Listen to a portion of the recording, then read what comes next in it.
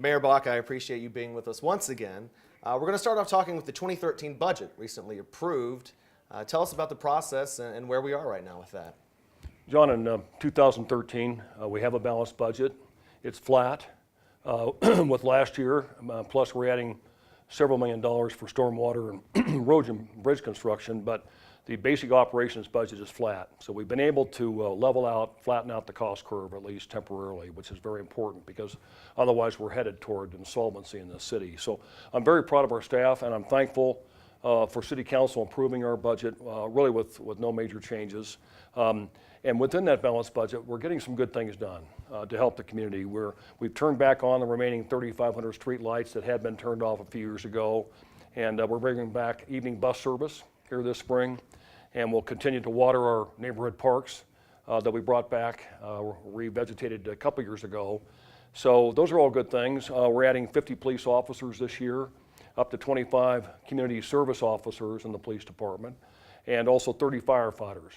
That's a lot, and we're doing that without asking the voters for higher taxes. So we've been able to accomplish that by finding efficiencies, by scrubbing every department's budget. I'm so proud of our entire staff, certainly all of our leadership, for how hard they worked to get us to this point. And to go back talking about the infrastructure, the importance of that, Colorado Springs has grown so quickly, just rapidly. Expansion out east, but to kind of make sure there's money in the budget to take care of all the drainage and the stormwater. That's an important thing here. It's critical, and the money we're contributing is really a drop in the bucket, to be honest about it.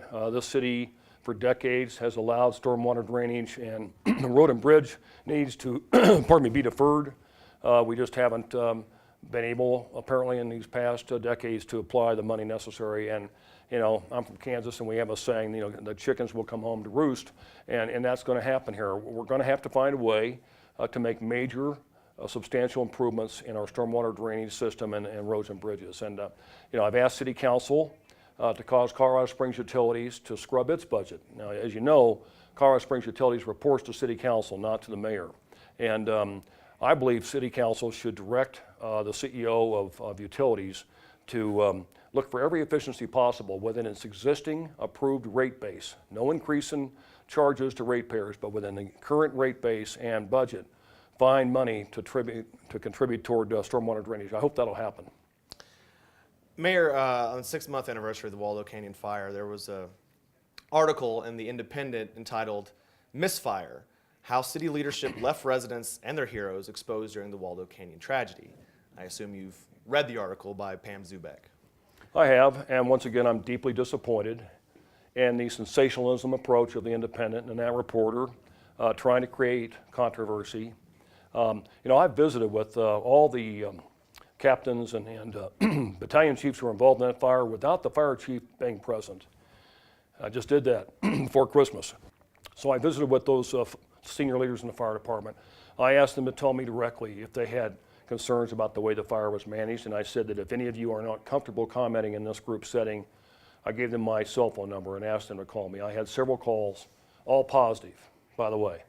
I promised to maintain their confidentiality if anybody had concerns. So I've not received one contact from anybody who was in leadership in that fire with a critical comment in terms of a failure of management. Sure, things could have gone better. We can always learn from experiences. It was a epic event, worst fire in the history of Colorado, worst disaster in the history of our city. That fire literally exploded on Tuesday, the 26th of June. And I'm just very distressed and disappointed once again in The Independent. I think they, for whatever their agenda reason, want to pursue sensational stories that, in my opinion, do not have a basis in fact. In fact, in talking to some of the firefighters who were interviewed, they've told me that that reporter took out of context what they said, or even twisted what they said. So very disappointing, but I'll say this. We are going to be completing an internal review of the Waldo Canyon fire here within the next 60 days.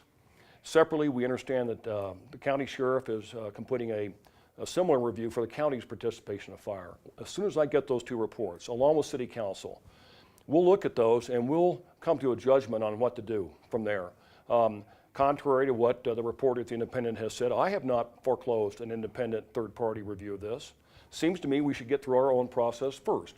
And then, based on what we learn there, we'll be in a better position to decide what do we need to really look at more deeply. For example, I have a question on why we evacuated the balance of Mountain Shadows as late as we did. I've gotten all kinds of responses from the Federal Incident Commander, from the Forest Service, and from our own city officials on that, but it still bothers me.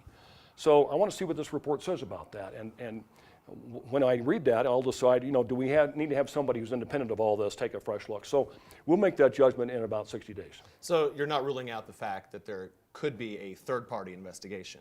Possibly, if what we see in this final report does not adequately answer the many questions that we have asked, sure. So I think it's a rush to judgment at best by this daily newspaper. At worst, it's an attempt to create a controversy that may not be there. And you're hosting a neighborhood meeting about the Waldo Canyon fire.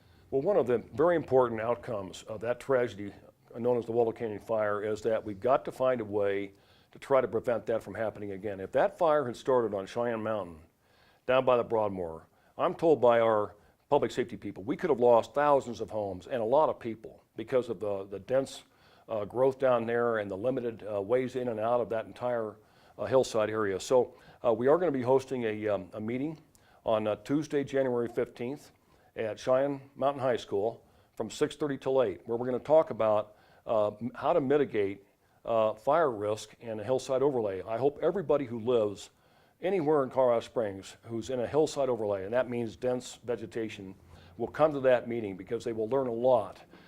We want to try to get people to help themselves and help each other, and we're going to do everything we can to help. We need to take action here, John, because if we don't, this will happen again. It might be 10 years, it might be next year. But we must take action as a community and do everything we can to try to mitigate the risk of fire around everyone's home. Moving on to the city council pay increase, and we spoke off camera about this. Denver City Council is the only large city in Colorado that offers a living wage for its members. In fact, they increased a vote from $78,000 per year per council member to $83,000. Colorado Springs Council will be voting on a pay increase for themselves, going from $6,000 to above $40,000. What is your opinion on that? Well, next Monday at the council's informal session, the publisher of The Independent, in fact, John Weiss, apparently will be there to propose the council vote to put on the April election ballot an increase in council's pay from, I think, $6,250 a year to, I believe it's $45,000 a year, something in that range. Separately, there'll be a lobbyist for the coal industry, I believe, will be there to ask council to put on the ballot two other measures. One would be to have the city attorney elected, as opposed to the current practice of being appointed by the mayor and confirmed by the council. And then lastly, this same lobbyist for the coal industry, I believe, will ask that council change the charter so that council president signs all utility contracts. Currently, the mayor is to sign all contracts. And so here's my first comment about that. These initiatives are coming at the last minute, literally at the council's statutory deadline for putting any charter amendments on the ballot for the voters to consider without any public discussion. I find that very troubling, that there would be this rush at the last minute to try to jam through a piecemeal approach to changing our charter. I will tell you that I'm in favor of a debate and a thorough discussion about paying council, because I too want to make sure that the broadest spectrum of our citizens can run and will want to run. I've been concerned that we don't have enough younger people, enough people of color, people from all walks of life on our city council. I've been here 45 years, and so I've seen a lot of different councils. Sometimes we get really qualified people, sometimes we don't. A young person like you might not be able to run because you clearly, you need to earn a living and save for retirement, I hope, and so forth. So there needs to be a discussion on a larger basis of what are all the various ways that we could improve our charter to run this city better. And pay for council is part of that. But I just think taking a piecemeal approach is the wrong direction. I will strongly oppose all three of those charter amendments on that basis. Moving on to pension. Task force being put together, moving into 2013. How's the pension program looking? Well, as I've said, I think frequently, our pension system is not sustainable.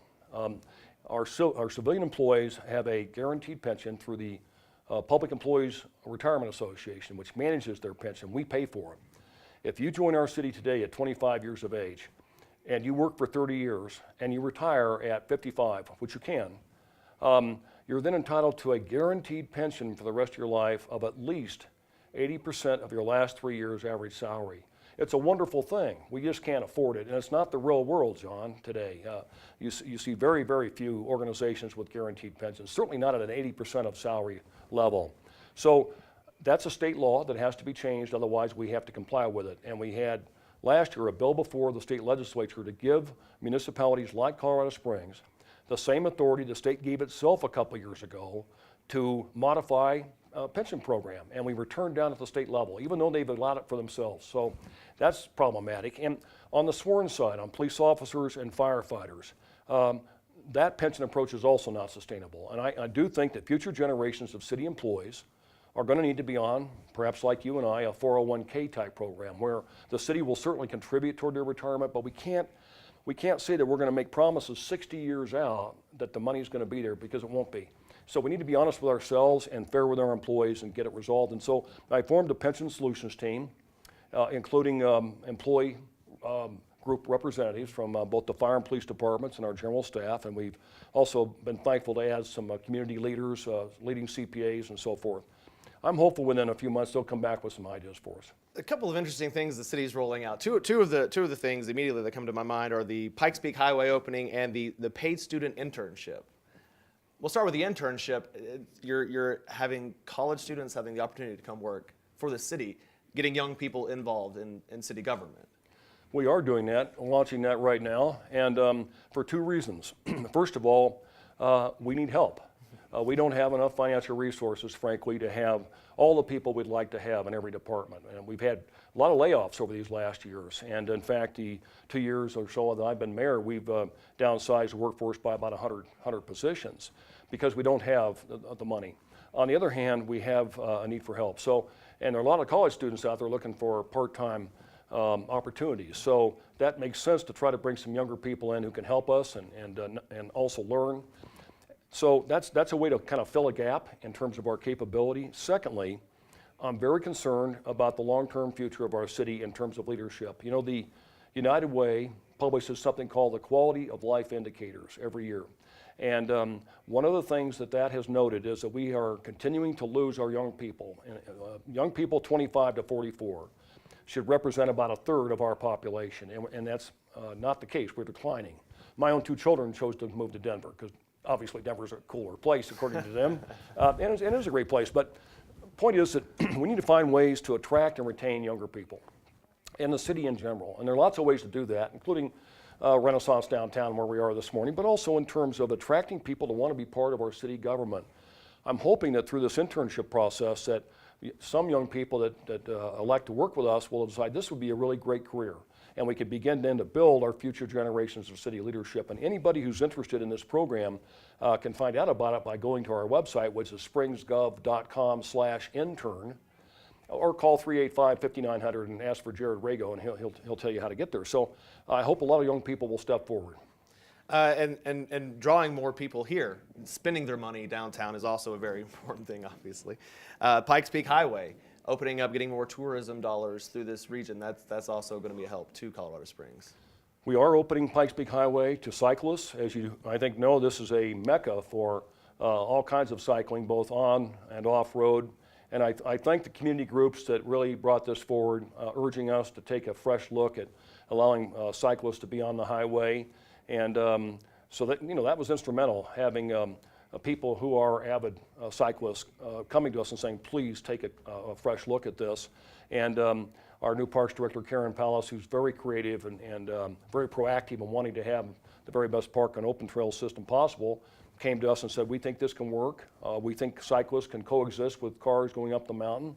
And so as of now, people can ride their bicycle up Pikes Peak. There's a charge for that to help pay for the maintenance of the highway. And people can learn more about that by going to, again, our website, springsgov.com/cycle Pikes Peak. Mayor, once again, I do appreciate the time. Thank you very much. And we'll have more on our website, fox21news.com.